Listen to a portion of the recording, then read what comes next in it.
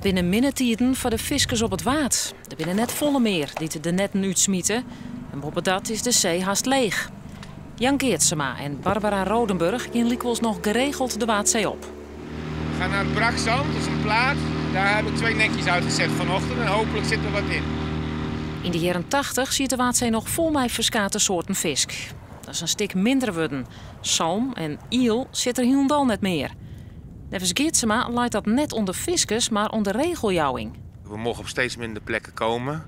En we hebben met z'n allen dammen en dijken gelegd en van allerlei dingen veranderd in de natuur. Dus CO2, opwarming, noem het maar op. Dus we zijn samen verantwoordelijk. Dus de visser heeft de zee niet leeg gevist. We hebben met z'n allen het systeem veranderd.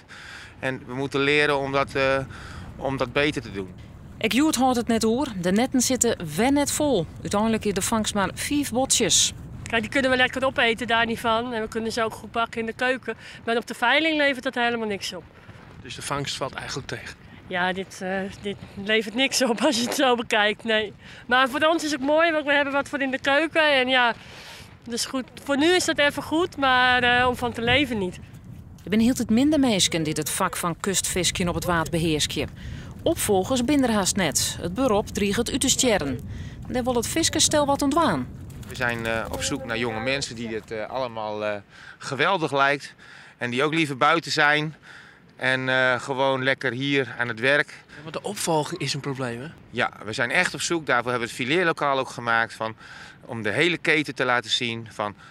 Jongens, je vangt vis en als je het zeg maar, tot op het bord bereidt... dan kun je toch nog een eerlijke boterham verdienen. En het is hartstikke leuk.